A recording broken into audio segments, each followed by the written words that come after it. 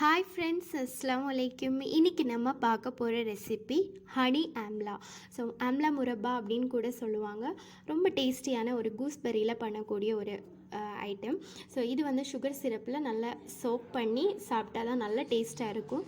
So இதை எப்படி பண்ணலாங்கிறத பார்ப்போம். இது யூஸ்வலாக பேக்கெட்டில் வந்து ஹனி ஆம்லா அப்படின்னு தான் போட்டிருக்கும்.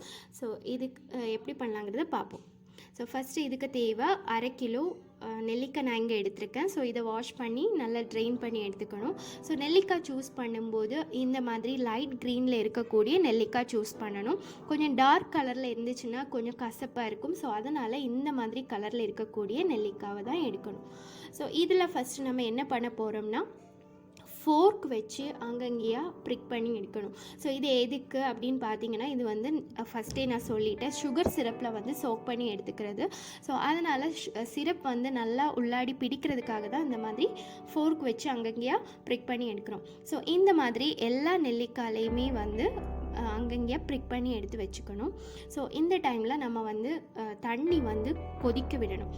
ஸோ நான் 1 லிட்டர் தண்ணி நான் இங்கே எடுத்திருக்கேன். ஸோ அந்த தண்ணி வந்து நல்லா கொதிச்சதுமே ஃப்ளேமை ஆஃப் பண்ணிவிட்டு நம்ம வாஷ் பண்ணி ட்ரெயின் பண்ணி வச்சுருக்கக்கூடிய நெல்லிக்காவை இதில் ஒரு 10 to 15 மினிட்ஸ் போடணும். ஸோ இது எதுக்குன்னா, நம்ம வந்து நெல்லிக்காய் வந்து கசப்பு ஏதாவது இருந்துச்சுனாக்கா அது இல்லாமல் எடுக்கிறதுக்கு தான். இந்த நெல்லிக்காவை வந்து ரொம்ப நேரம் சூடு தண்ணியில் போட தேவையில்லை. ஒரு 15 மினிட்ஸ் மேக்ஸிமம் போட்டுட்டு எடுத்துடணும். ஸோ அதுக்குள்ளாடி எடுக்காட்டி அதோட டெக்ஸ்டர் மாற சான்ஸ் இருக்குது. ஸோ இனி சுகர் சிரப்புக்கு நான் இங்கே 1/4 டீஸ்பூன் பெப்பர், 2 ஏலக்காய், 3 கிராம்பு, 1 பீஸ் பட்டை இவ்வளோ எடுத்திருக்கேன். ஸோ இனி வந்து சுகர் சிரப் ரெடி பண்ணலாம். ஸோ ஒரு திக்கான ஒரு பேன் எடுத்துக்கோங்க. அதில் நான் மொத்தமாக இங்கே 1/2 கிலோ சுகர் எடுத்திருக்கேன். அதில் பாதியை வந்து ஃபஸ்ட்டு ஆட் பண்ணிவிட்டு நம்ம எடுத்து வச்சுருக்கக்கூடிய ஸ்பைசஸை ஆட் பண்ணிக்கணும். ஸோ இந்த ஸ்பைசஸில் ஏதாவது தேவையில்லை, உங்களுக்கு ஆப்ஷனல் தான், ஏதாவது தேவையில்லை, வேண்டாம், பிடிக்காது அப்படின்னா அதை ஸ்கிப் பண்ணிக்கலாம்.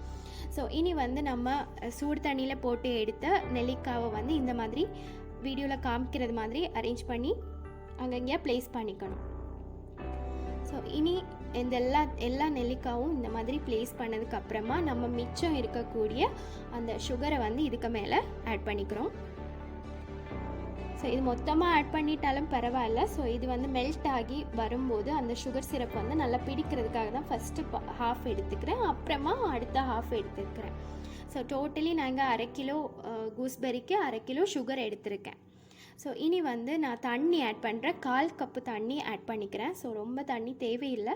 ஒரு 1/4 கப்பு தண்ணி ஆட் பண்ணிவிட்டு இது கொஞ்சம் நேரம் குக் ஆகட்டும். அந்த சுகர் வந்து நல்லா மெல்ட் ஆகட்டும். ஸோ அதுக்காக நாங்கள் மூடி வச்சுட்டு ஒரு 10 to 15 மினிட்ஸ் கவர் பண்ணி குக் பண்ணிக்கிறேன். ஸோ லைட்டாக அது கொதிக்க ஆரம்பித்ததும் வந்து நம்ம ஜாகரி ஆட் பண்ண போகிறேன். சர்க்கரை ஆட் பண்ணுறேன். அதாவது 1 கப் சர்க்கரை நான் இங்கே எடுத்திருக்கேன். ஸோ அதை கிரேட் பண்ணி அதில் ஆட் பண்ணிக்கிறேன். ஸோ இதை கொஞ்சம் மிக்ஸ் பண்ணி விட்டுக்கணும்.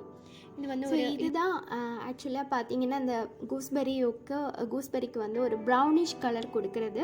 ஸோ இதை நல்லா மிக்ஸ் பண்ணிவிட்டு மறுபடியும் இதை வந்து மூடி வச்சு குக் பண்ணிக்கணும்.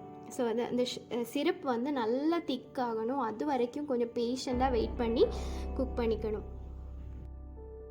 ஸோ இதோட கலர் வந்து ரொம்ப ப்ரௌன் கலர் ஆகி வரும்போது நம்ம ஃப்ளேம் ஆஃப் பண்ணிக்கலாம். அந்த சுகர் சிரப்போட கன்சிஸ்டன்சி வந்து நான் லாஸ்ட் எப்படி இருக்கும் அப்படிங்கிறத காமிக்கிறேன்.